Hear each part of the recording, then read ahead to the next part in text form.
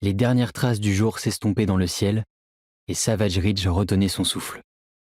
La ville devenait la proie de l'ombre dès le milieu de l'après-midi, nichée tout au fond d'une vallée dont les parois escarpées et tapissées de conifères se dressaient au-dessus des toits, tels des sentinelles montant la garde. L'air semblait toujours pesant et statique, un froid mordant l'hiver, étouffant l'été. Ce qui était le cas en ce moment même. Raison pour laquelle notre présence au Main Street Diner, à siroter nos 3000 checks comme n'importe quelle autre douce soirée de dimanche, n'avait rien d'extraordinaire ou de suspect.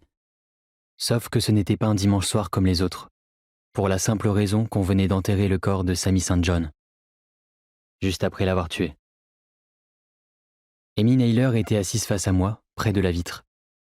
Le vinyle rouge vif de la banquette était presque assorti à la peau autour de ses yeux, irrité par les sanglots. Elle regardait fixement le vide, l'air absent et laminé. À côté d'elle, Peter Sachs n'avait pas même touché son milkshake à la fraise. Il se curait nerveusement les ongles, une expression fébrile sur ses traits, et j'avais l'impression que ce bruit m'envahissait les oreilles malgré le brouhaha ambiant. Il n'y avait qu'une poignée d'autres clients dans la salle. Un type trapu, vêtu d'une vieille chemise à carreaux et d'un jean Wrangler trop serré, qui débordait de part et d'autre de son tabouret, et une famille installée à l'autre bout près de l'entrée, avec leurs 2 enfants shootés au sucre.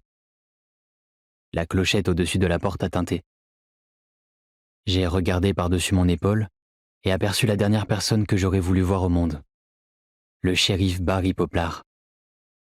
Nos regards se sont croisés.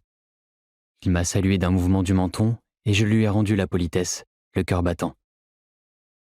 J'ai entendu Pete faire claquer sa langue et je me suis retourné vers lui, les mains posées à plat sur la table. Les questions se bousculaient dans ma tête. Merde et merde, qu'est-ce qu'il fout là? Pourquoi maintenant? Amy a pâli encore plus.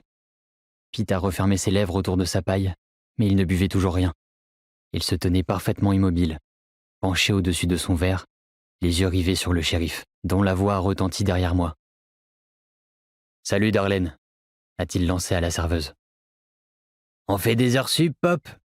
lui a-t-elle répondu de sa voix rocailleuse. « Oui, j'ai eu envie de passer prendre un petit remontant. » Il est allé s'accouder au comptoir, en faisant teinter ses clés dans sa main. « Un grand café noir à emporter? Tu me connais par cœur. C'est parti !» a dit Darlene en se tournant vers la cafetière. Soudain, Pete s'est mise à regarder fixement son verre et j'ai compris que Pop observait notre table.